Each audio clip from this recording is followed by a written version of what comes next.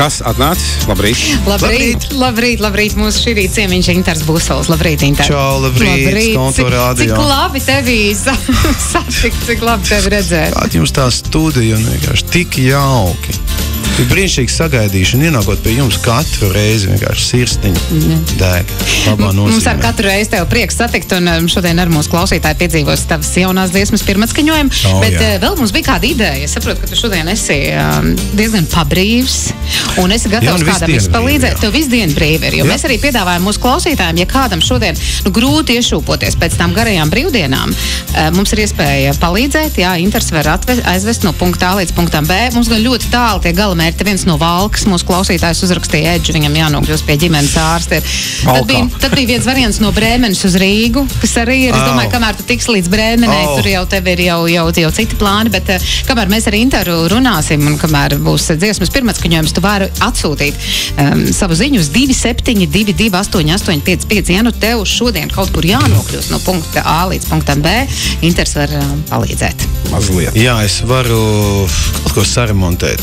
Arī saremontēt, no laukiem. Arī saremontēt. Labi. Pielikt pakaramo kaut kādā āķīti pie durvīm. Pilnīgi noteikti. Kāds bija brīvdienas? Tik jauks, vai ne? Mums bija jauks, jā. Mums Talsos bija parādi, starp citu. Tu piedalījies? Es skatījos. Tu vēroji? Jā, ļoti skaisti. Tiešām ļoti tāda patīkama sajūta. Tāpēc palīdzam iestartēt. Jā, bet gan par to jauno dziesmu runājot, par dziesmu cik labi. Kāds ir stāsts? Katrs mēs dzīves steigā esam nonākuši tādā cik labi momentā.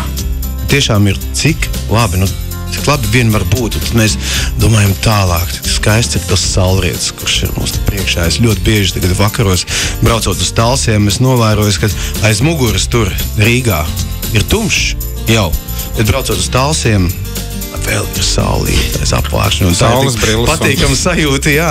Kad bez mazai Rīgā ir mēnesis jau, bet Talsos vēl ir gaišs, un es eju uz to skaistumu, un tad es aizdomājos tālāk, un viens pēc braucot, kas tad rada man šo sajūtu, protams, mani mīļie cilvēki, ja mani, teiksim, arī jūs, smaidošie, skaistie, foršie, vai ne? Un šī brīnišķīgā sagaidīšana, ja? Tas viss veido man to, cik labi sajūta, un tas ir tik skaisti, jā, ka tādi momenti mums ir. Ka mēs ļaujamies. Galvenais ir ļauties arī šādiem momentiem, ja, lai viņi ir tādi paliekoši. Man patīk vērot, teiksim, kaut kas gulbīši, kaut kas dzērvīts. Vajag apstāties, varbūt pavērot, izslēgt automašīnas motoru un ieklausīties, ja kaut tās dzērvītas grib pateikt. Jā, un arī tā globāli runājot, tad, kad mēs lūkojamies, tās ziņas ir diezgan skumīgas, un tad, kad tu paklausies priekšvēlēšana, viss aģitācijas, cik viss ir slikti, un Latvija ir neuzdevusies valsts, cik ir forši, ka, ja kāds norāda arī uz pretējo. Jā, tieši tā, un šī ir tāda sajūta dziesma vairāk, un arī tas dziesmas sākums, viņš tāds, cik labi, es arī nedziedu tādā pilnā tādā powerī, jo kaut kā es vairāk ļaujos un vairāk dziedu sev šajā dziesmā un ļaujos tai sajūtai, ko dod man šī dziesma un šī te Reiņa Sējāna, vai ne, Productions, šī te aranžija. Un vārda autors? Jānis Šipkevics. Tu neesi kaut kādā grupā iestājies? Es vienkārši tā sagadījās. Mums bija Reiņa Sējāna pirms 3 gadiem. Tāda nometnīte, jā, tāda 3 dienu nometnīte Talsos, un vienkārši cik labi, ka mēs ar Debusulu Music tā to izcēlām, to no putekļainā plaukta, var teikt, šo te dziesmiņu un esam nodevuši klausītājiem. Mēs nodosim arī tūlīt pat mūsu klausītājiem Inters Busuls un dziesma Cik labi. Pēc brīža mēs sarunu vēl ar Interu paturpināsim. Un tur uz beigām pirms 2 pēdējiem piedziedājumiem ir laiks meditācijai. Dodamies dziesmiņai, aizvaram astiņas ciet, un mēs varēsim mazliet palevitēt kāds 8 taktis. Patīkam klausīšanu. Radios konto. Pat kā Radios konto ēterā Inters Busuls ar dziesmu Cik labi, un tagad atkal Inters Busuls. Es klausies, Inter, tās jaunas vēsmas, tu izklausies citādāk. Jā, ir tāds man tagad uznāca tāds 18 gadu vaibiņš. Kas ir mainījies? Es pat nezinu, es vairāk klausos tādu house mūziku pēdējā laikā un ļaujos tādiem instrumentāliem vairāk skaņdarbiem. Un kaut kā tas man ir tā aizrāvis, un es domāju, pamēģinu iet šo te ceļu.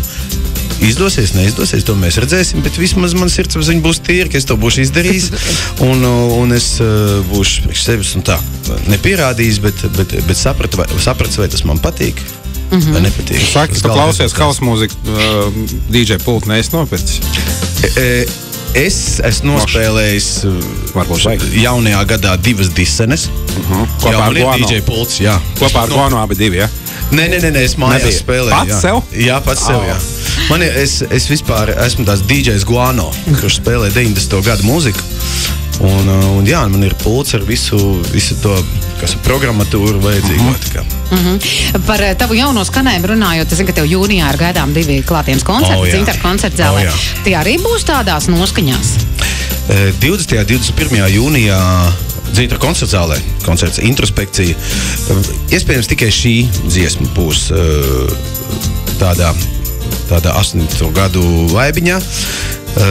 Mums koncerts būs diezgan tāds īpašs, jo katrs no abonementu orķestra dalībniekiem ir uzņēmies atbildību par kādu no skaņdarbiem, kādam no dziesmiņām, kuras nav ilgi skanējušas. Mūsu 2009. gada albuma, no 12. gada albuma, piemēram, dziesma Ceļš, vai piemēram, dziesma Lidonis.